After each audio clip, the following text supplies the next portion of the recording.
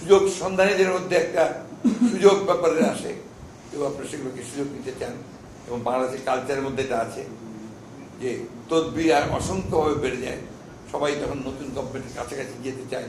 আপনার এটা একটা বড় সমস্যা, কিন্তু যে কারণে আমি কথাগুলো বলছি 1971 সালের স্বাধীনতা যুদ্ধে যখন আমরা দুইটার সময়, একটা হচ্ছে 25শে মার্চের আপনার সেই কালরাত্রি এবং আপনার বাংলাদেশের সশস্ত্র মুক্তিযুদ্ধের শুরু 26 তারিখ থেকে, ওটা একটা, আবার 16 তারিখে বিজয় আরেকটা।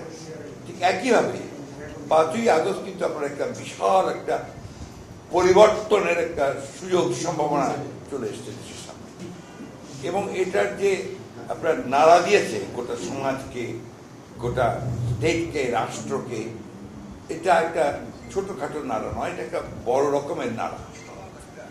এবং দেখেন এটা হচ্ছে যে প্রায় 17-18 বছর একটা একেবারেই একটা আপনার রেজিমেন্টেড গভর্নমেন্ট, একটা কর্তৃত্ববাদী সরকার, তাদের রাষ্ট্রকে পুরোপুরি নিয়ন্ত্রণে নেওয়া, রাষ্ট্রের সমস্ত প্রতিষ্ঠানগুলোকে ভেঙে দেওয়া, রাষ্ট্রের গণতন্ত্রের যে মূল যে বিষয়গুলি, স্তম্ভগুলো ছিল সেগুলোকে ভেঙে দেওয়া, এক সোজা কথায় একটা পুরোপুরি একটা ফ্যাসিবাদী শাসন চালু করার ঘটনা ছিল।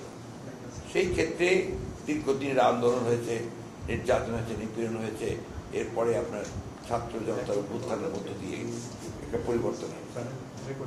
এই পরিবর্তনের পরে যে ইন্টারিম গভর্নমেন্ট যেটা তৈরি হয়েছে, এটা কিন্তু আপনার বিচ্ছিন্নভাবে এককভাবে হয়নি, এটা আলোচনার মাধ্যমে এবং আপনার এখানে আমরা রাজনৈতিক দলগুলো জড়িত ছিলাম, ছাত্ররা জড়িত ছিল, ছাত্রদের নেতারা জড়িত ছিল, সেনাবাহিনী ছিল, আমি পরিষ্কার করে বলছি সকলের এবং ছিলেন, সকলের আলোচনার ভিত্তিতেই কিন্তু আপনার এই গভর্নমেন্ট কেয়ারটেকার গভর্নমেন্ট প্রধান প্রফেসর ইউনূস সাহেবকে দায়িত্ব দেওয়া হয়েছে। এখন এই গভর্নমেন্ট যে স্ট্রাকচার যারা এসছেন এখানে, এদের মধ্যে বেশিরভাগই হচ্ছে আপনার টেকনোক্রেটস, ব্যুরোক্রেটস, একাডেমিশিয়ানস, আছেন 2জন ছাত্র নেতা আর কিছু এনজিওর কিছু কর্মকর্তা। এখানে যেটা সবচেয়ে বড় ল্যাকিং যেটা, সেটা হচ্ছে একটা পলিটিক্যাল যে একটা বিষয়, সেটা কিন্তু একটা ল্যাকিং আছে। এটা কাভার আপ করা যায় একমাত্র যদি regular time to time political পার্টিগুলোর সঙ্গে যদি আপনার আলোচনা করা যায়, এটা একটা করা যায়, সেটা আপনার বেশি সম্ভব হচ্ছে না বোধ হয়, আর কিছুটা আপনার কম হচ্ছে।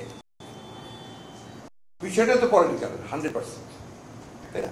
পরিবর্তনটা পলিটিক্যাল, আন্দোলনটা পলিটিক্যাল, এর state itself is a political entity, তাই না?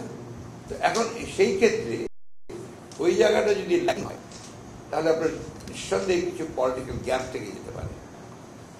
আর আমাদের দেশে আপনার এই ধরনের পরিবর্তনের পরে যেটা হয়, সব দেশেই হতে হয়, একটা আপনার গভর্নেন্সে একটা সমস্যা দেখা দেয়, আপনার বিভিন্ন যে স্টেক হোল্ডার্স আছে তাদের মধ্যে সমস্যা দেখা দেয়, সুযোগ সন্ধানীদের মধ্যে একটা সুযোগ ব্যাপারে আসে এবং আপনারা সেগুলোকে সুযোগ নিতে চান এবং বাংলাদেশের কালচারের মধ্যে এটা আছে যে তদবির আর অসংখ্যভাবে বেড়ে যায়, সবাই তখন নতুন গভর্নমেন্টের কাছাকাছি যেতে চায়।